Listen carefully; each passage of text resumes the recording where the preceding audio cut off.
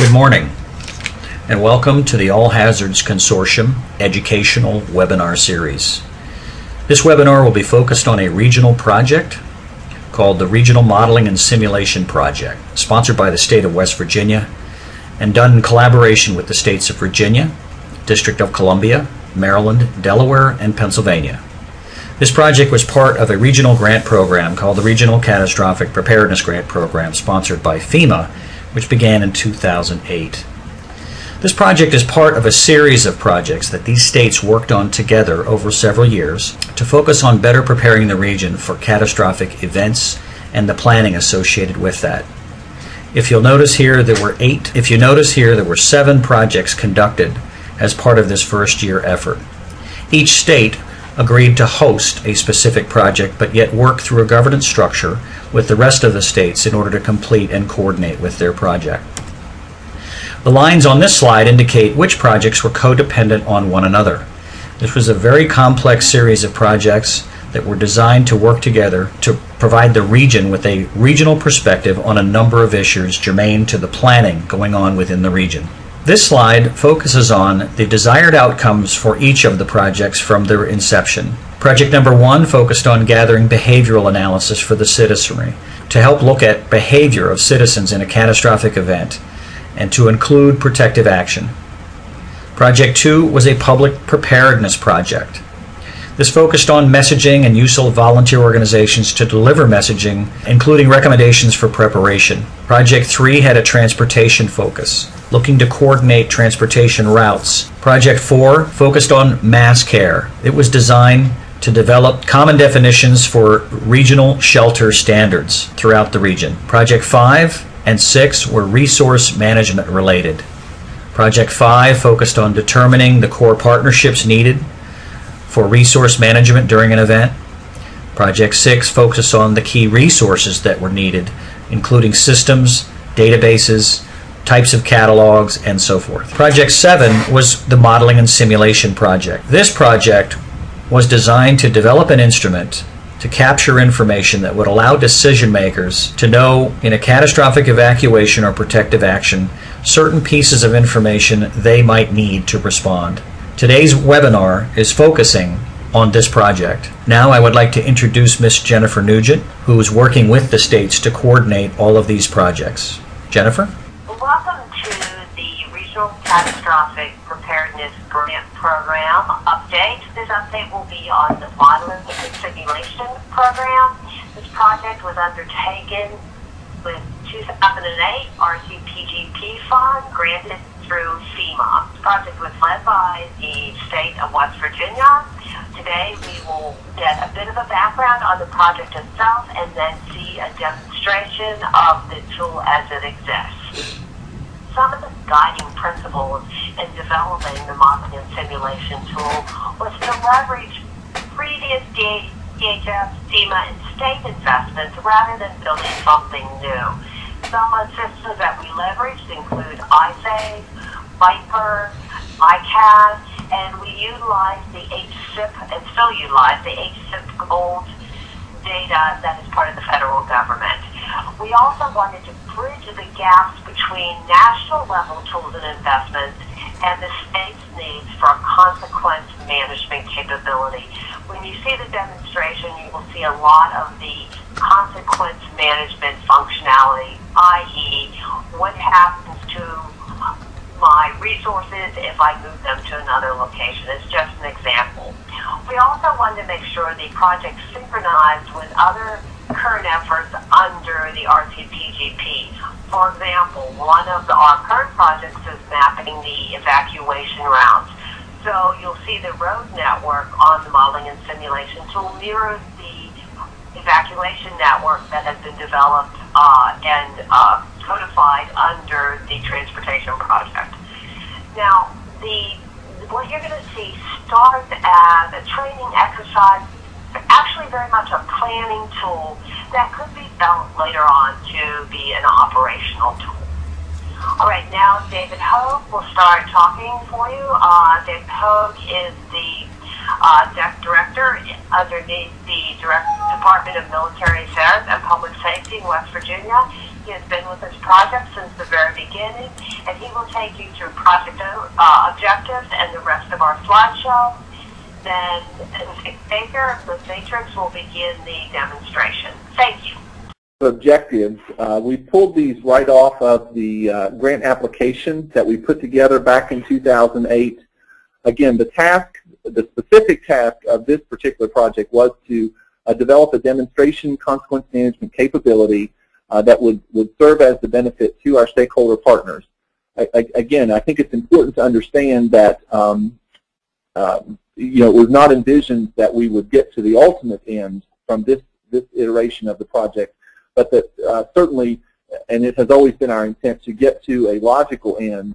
And as you'll see, and as I'll talk about several times today, consequences mean a lot of different things to everybody. And so we obviously had to focus that in, and as it articulates up there, there were some minimal parameters that we had to cover. We'll largely show you that piece today. We'll work through that, but everything that has been done with the mindset of logical and to the extent possible easy extensibility. One other piece that I think is quite important is, and you can see it from in the third bullet under our specific project up there, the resources that we were required to look and utilize. Those resources are really important issues in host areas. And as we scanned, and as this will cover on the next slide as well, the landscape survey that we conducted, really virtually every other tool we looked at was a risk area tool in terms of considering all of the factors and trying to collect and utilize information to get people out of harm's way. And so very deliberately we have come at it from the other direction in terms of once we have, if that is the appropriate course of action, once we have successfully moved folks, how are we going to manage and care for them? So we've really looked at consequences within a host area. And then again, as I've said a couple times, it really was, this is a groundwork that we think has been laid that we believe at least is a really, really good base for the future. One other piece I want to mention that I haven't covered in these first two slides is out of necessity, because again, this project is funded out of the Regional Catastrophic Preparedness Grant.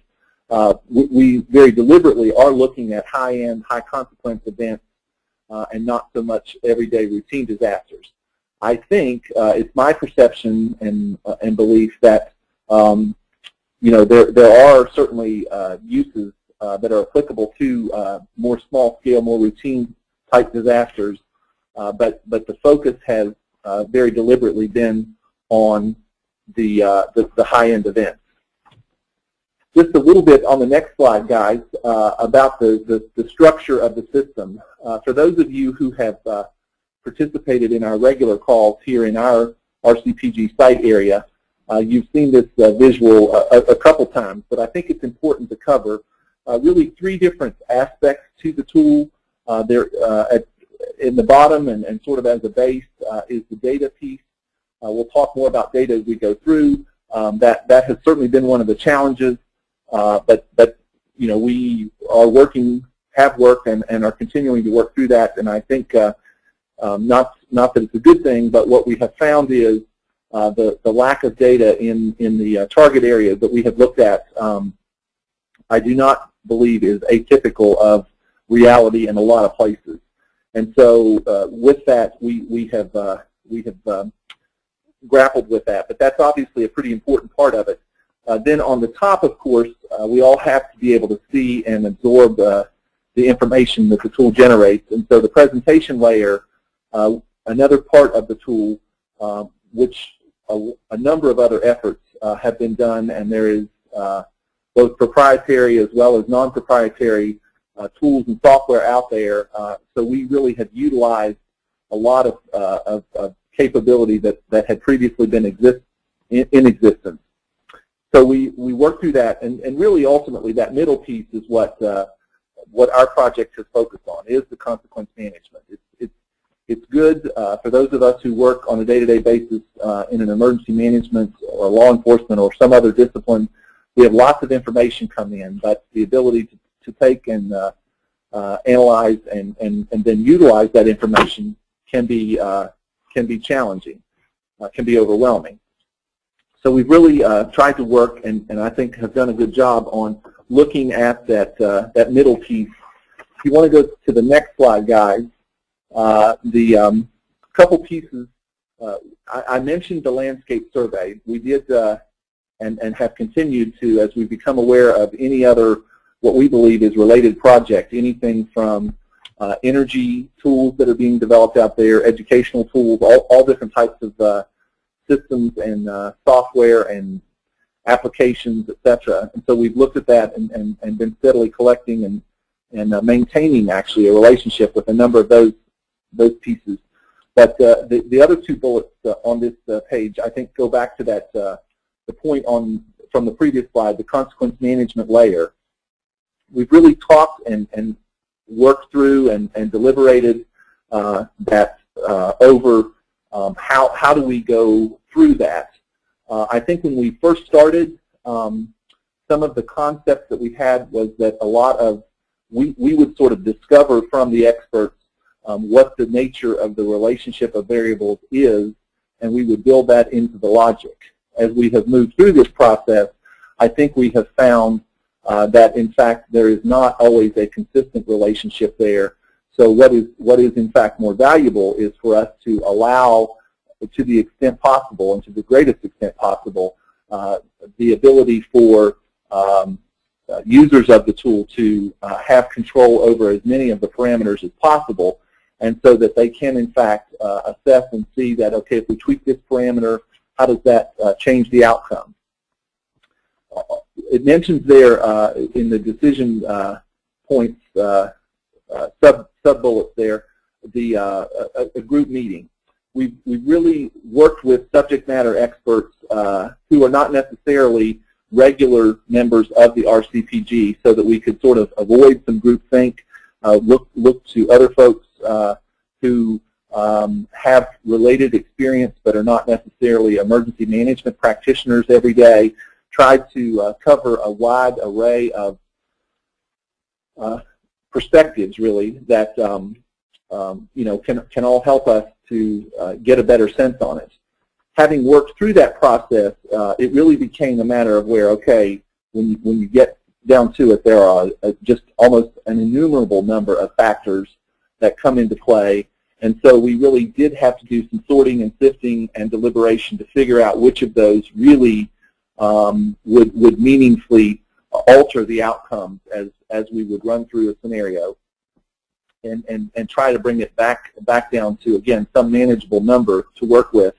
And I think we've done that pretty successfully as well. We have tried along the way, I don't want to convey, and certainly as that third sub-bullet there says, we didn't try to exclude our RCPG partners, but we wanted to make sure that we covered as broad a constituency as possible. Followed a standard software development model that I think has worked well for us. And so really that sort of middle point there relative to the decision points, what we're really trying to convey there is that